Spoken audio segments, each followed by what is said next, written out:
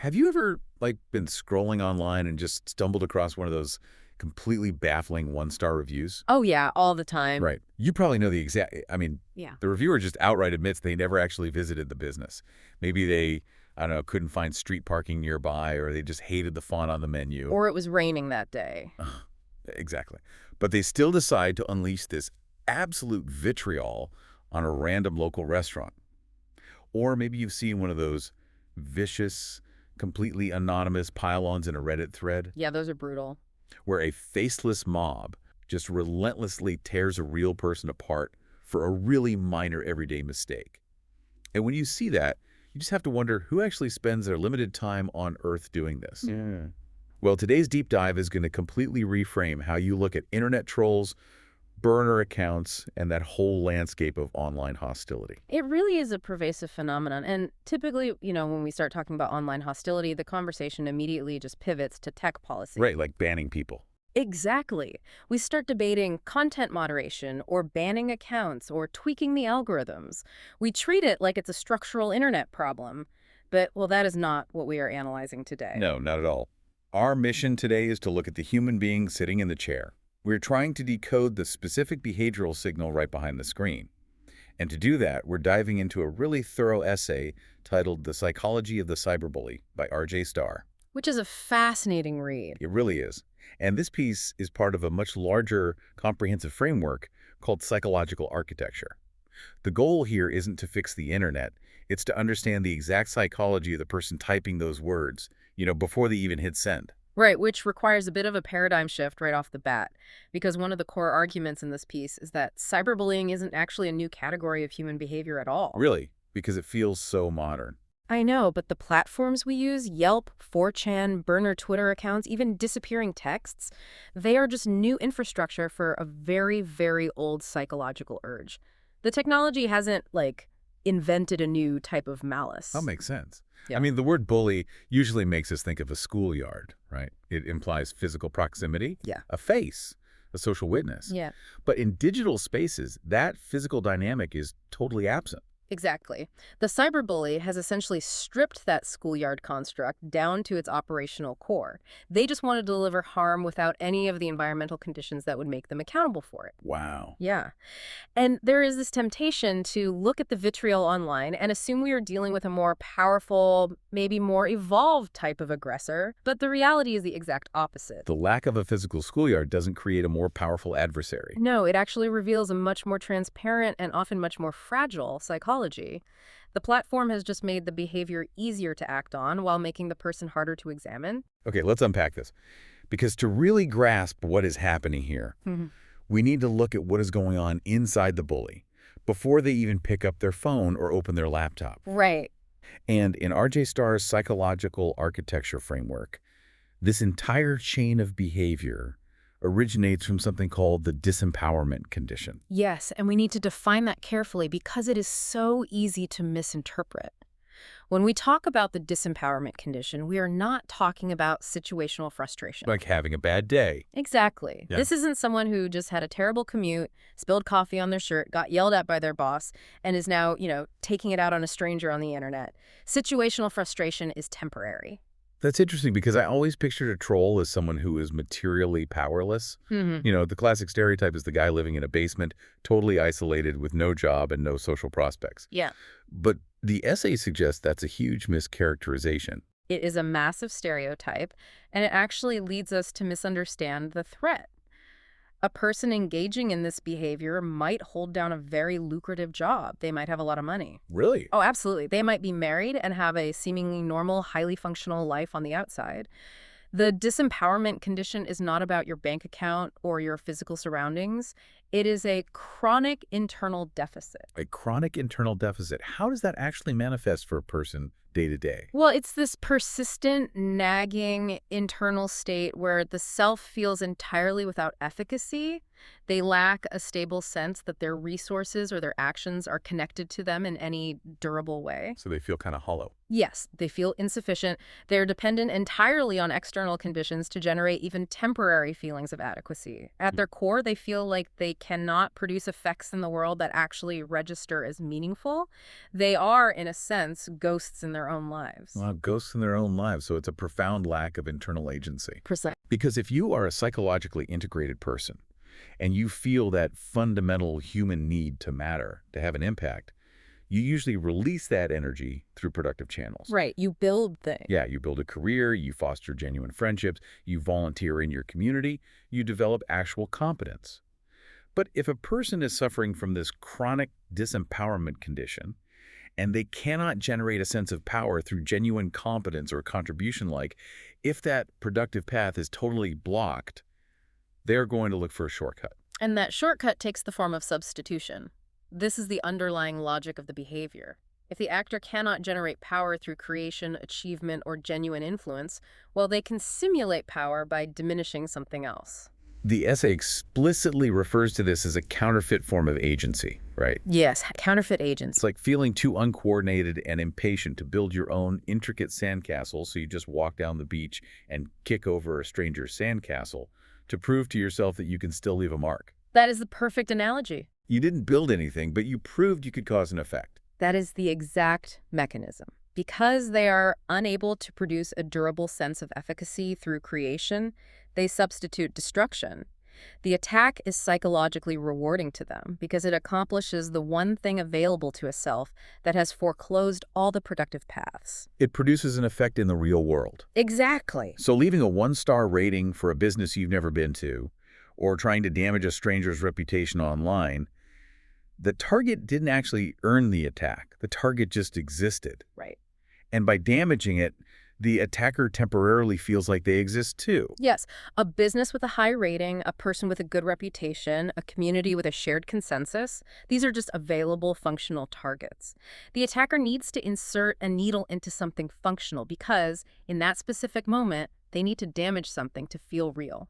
They target competence. Yes, the competence of the target is often what draws the attack in the first place. Okay, but if the goal is to feel powerful, to prove that you can cause an effect, why hide? Power usually wants to be seen, right? It wants recognition. But the cyberbully goes to incredible lengths to conceal their identity. That is the paradox we have to address. Exactly. So as we look at the next part of R.J. Starr's work, we really have to examine the structural role of the mask, the anonymity itself. And this is where we have to separate the impulse from the infrastructure within the psychological architecture framework. Anonymity does not create the aggressive impulse. The desire to kick over the sandcastle is already there. Exactly, it's already there. What anonymity does is remove the brake. The break being social consequence. Yes. Under normal, face-to-face social conditions, our behavior toward others is heavily regulated by consequences. If you walk into a crowded town square and just start screaming vitriol at people, well, there is an immediate possibility of retaliation. Right, people are going to react. There is social censure, reputational damage, the loss of relationships. And those consequences don't magically cure a person's aggressive impulses, but they heavily suppress the expression of them. We regulate ourselves because the cost of not doing so is just too high. So anonymity severs that accountability mechanism entirely. It cuts the cord completely.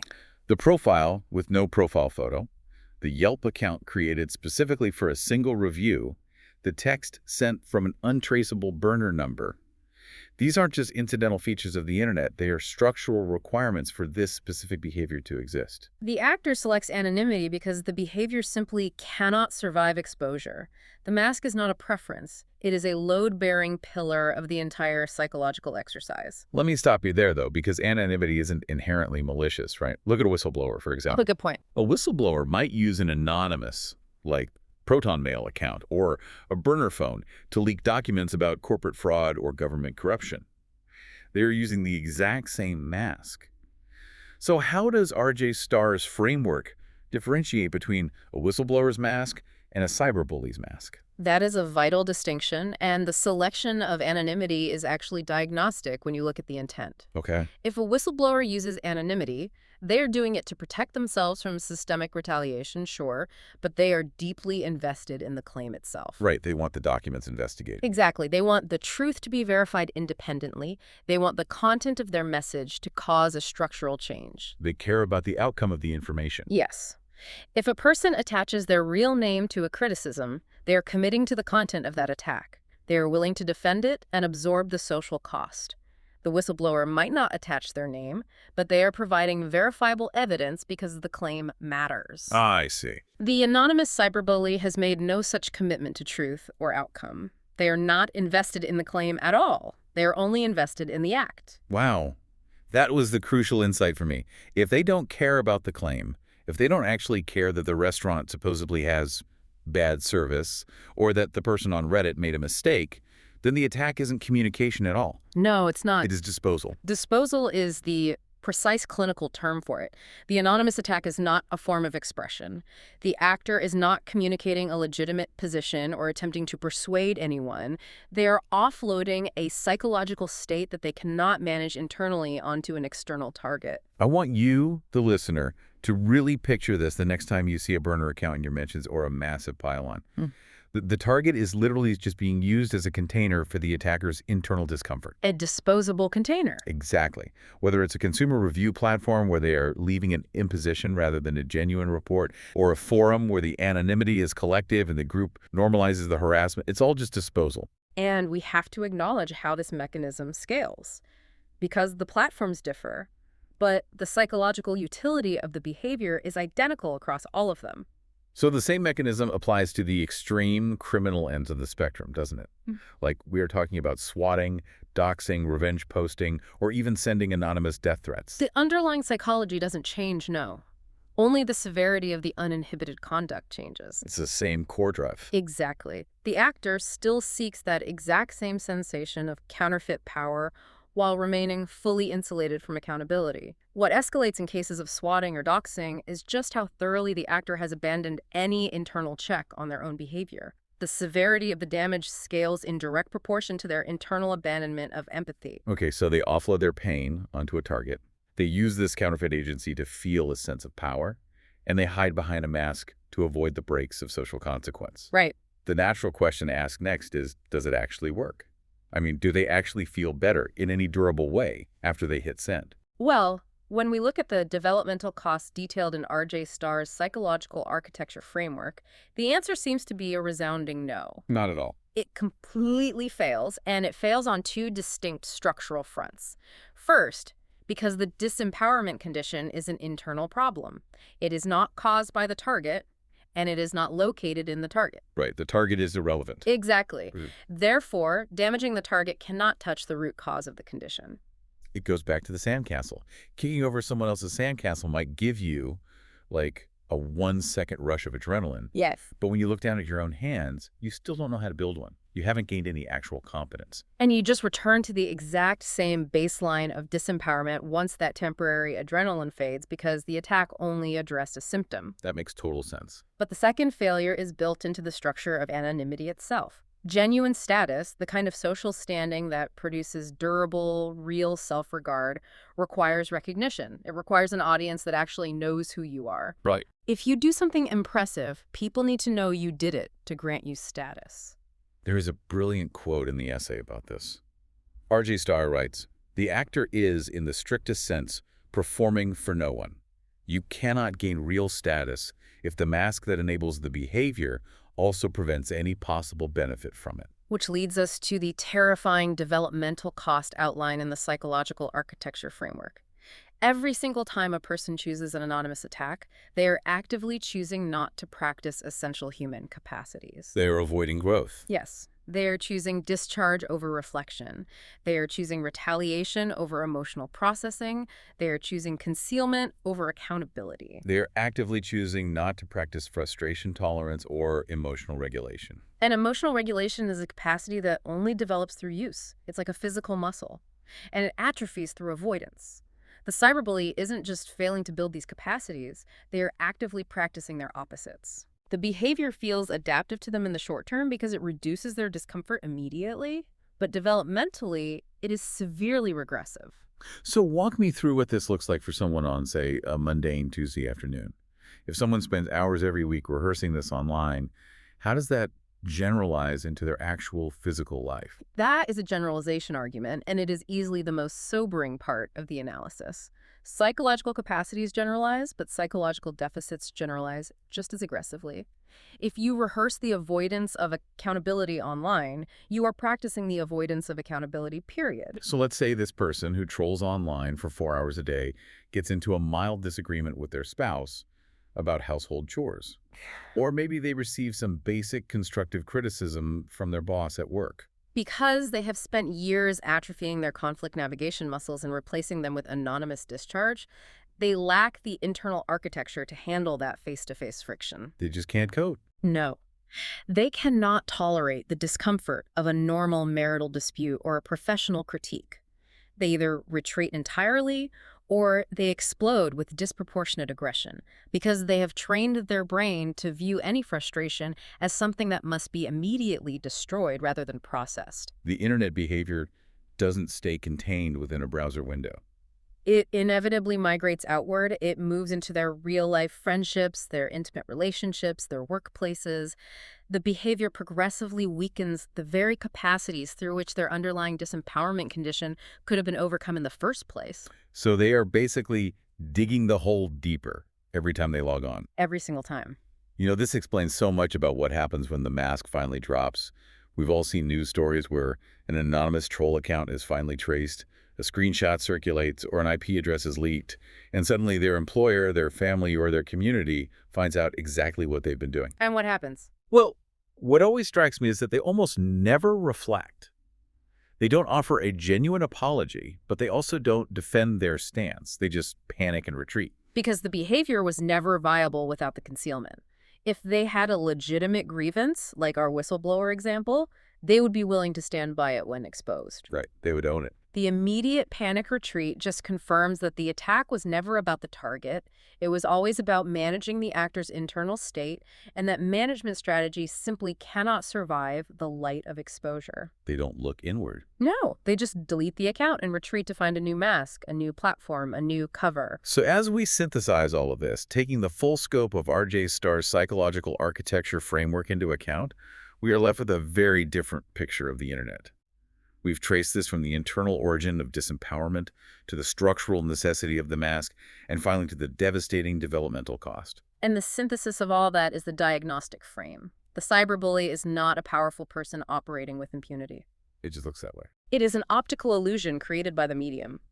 The behavior pattern is actually a portrait of a self that cannot tolerate its own inadequacy without offloading it onto something external. The target is entirely incidental. The platform is merely instrumental. The anonymity is a confession. The anonymity is a confession of a fragile identity. A stable identity can absorb frustration, disappointment, and the ordinary frictions of daily life without needing an external target to regulate itself. Right, it can self-soothe. Exactly. An unstable identity cannot. It requires constant external inputs to generate a sensation of adequacy it cannot produce from within. The anonymous attack is literally a training program for the problem's continuation. The target received an attack, but the observer received a diagnosis. That completely reframes the entire digital experience for me. Instead of seeing a mob of powerful attackers, you start seeing a crowd of people desperately trying to manage their own profound lack of agency. And if you want to read the full essay, you can find it at prof.rjstar.com. It is highly recommended. It is housed within the identity domain of the larger psychological architecture framework, and it is just incredibly dense with insights exactly like these. It provides a psychological lens that fundamentally changes how you view almost all digital hostility. It allows you to detach from the personal insult and observe the mechanism. It really does.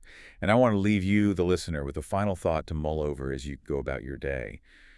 If anonymous aggression is actually a training program that actively destroys a person's emotional regulation, their frustration tolerance, and their very ability to handle face-to-face conflict, what does it mean for a society that spends increasingly more of its life in digital spaces where anonymity is the default setting? It is a troubling question. Are we accidentally building a digital world that structurally atrophies our capacity to be functioning adults? Think about that the next time you see a baffling one-star review. You aren't looking at a powerful critic, you're looking at a symptom.